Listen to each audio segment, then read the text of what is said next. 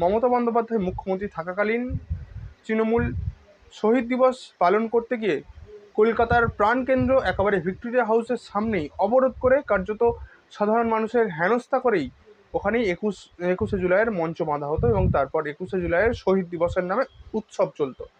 এবারে সেই শহীদ দিবস কোন দিকে এগোচ্ছে, কি তার প্রেক্ষাপট জেনে নেব। আমার সঙ্গে রয়েছেন আইনজীবী দিদি। দিদি, কি বলবেন এই যে 21শে জুলাই কোন দিকে এগোতে পারে এবং 21শে জুলাইয়ের কি ভবিষ্যৎ হতে পারে? আপনার নাম? আমি অ্যাডভোকেট প্রিয়াঙ্কা ভৌমিক, কলকাতা হাইকোর্টে প্র্যাকটিসরতা।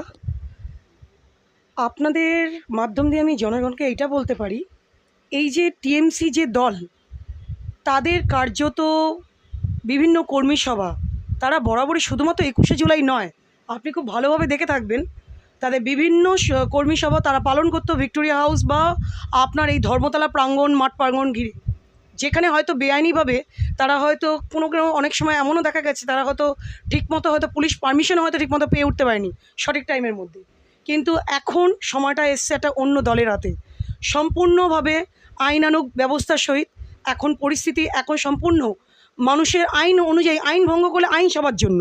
বাংলায় আইনের শাসন আর শাসকের আইন নয়। না, এবার প্রশ্ন হচ্ছে, এখানে একটা প্রশ্ন আপনি আমাকে করতেই পারতেন যে এখন মুখ্যমন্ত্রী, তাহলে কি যখন উনি মুখ্যমন্ত্রী পজিশনে ছিলেন তখন যখন বিরোধী দলীয় কোনো নেতা তাদের যখন কর্মী সভা যখন করবে বলে তাদের কাছে পারমিশন নিত, তখন কিন্তু সহজে তাকে পারমিশন দেওয়া হতো না।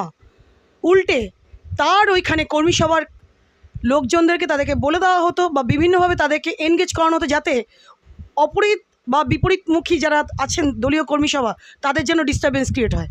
এখনও আমার মনে হয় আমাদের মুখ্যমন্ত্রী যিনি আছেন তিনি যা করছেন আইন মেনে করছেন। আর এখনও আমার মনে হয়, যেটুকু আমি শুনেছি, 163 ওখানে রুজু করা আছে।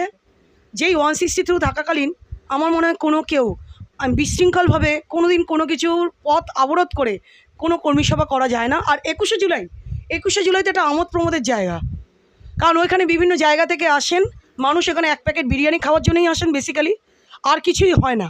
আর মমতা ব্যানার্জির কিছু ভাষণ, কিছু উত্ত্যক্ত করা ভাষণ, কিছু বাংলা বিরোধী ভাষণ, এছাড়া আমার মনে হয় আমার যেটুকু দেখার 21শে জুলাই সম্পর্কে যেটুকু আমি জ্ঞাত হয়েছি, এর থেকে বেশি কিছু আমি পাইনি। ইতিমধ্যেই কিন্তু 21শে জুলাইয়ের মঞ্চ বাঁধার জন্য মাপজোক নিতে কিন্তু কুণাল ঘোষ, দোলা সেন, আবার বৈশ্বনাথ চট্টোপাধ্যায় গিয়েছিলেন ওই ভিক্টোরিয়া হাউসের ঠিক ওই জায়গাটাই যেখানে বিগত দিনে করে এসেছেন। কিন্তু তারপরেই মুখ্যমন্ত্রী শুভেন্দু অধিকারী বিধানসভা থেকে তোপ দেখেছেন, একেবারে বলে দিয়েছেন যদি 21শে জুলাইয়ের মঞ্চ বাঁধতেই হয় বা যদি সভা করতেই হয়, শহীদ দিবস পালন করতে হয়, তাহলে চলে আসুন শান্তিপূর্ণভাবে ব্রিগেড প্যারেড গ্রাউন্ডে করুন। তাহলে করছেন না কেন?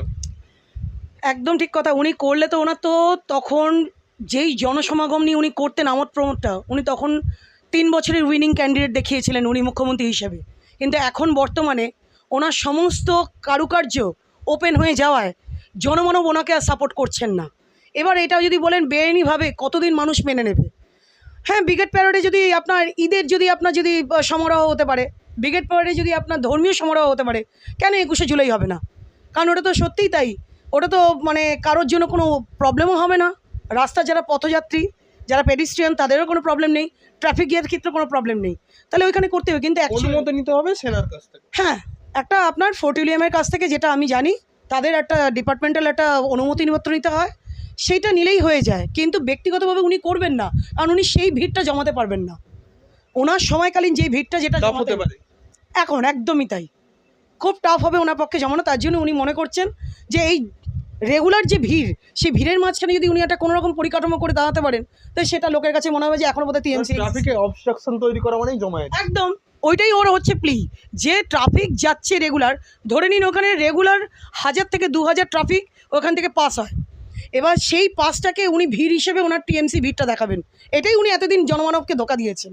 আর এটাই ওনার হাতিয়ার, যেই হাতিয়ারটা যখন মুখ্যমন্ত্রী ওনাকে প্রস্তাব দিয়েছে ওপেনলি যে ব্রিগেড প্যারেড গ্রাউন্ডে তুমি, শুভেন্দু অধিকারী যখন ওনাকে বলেছেন ডাইরেক্টলি যে আপনি করুন, আপনি ব্রিগেড প্যারেড গ্রাউন্ড রয়েছে, এত বড় একটা এরিয়া যেখানে আপনার কোনো অবস্ট্যাকল হবে না, আপনি সেখানে আপনার জনসমাবেশ করুন না।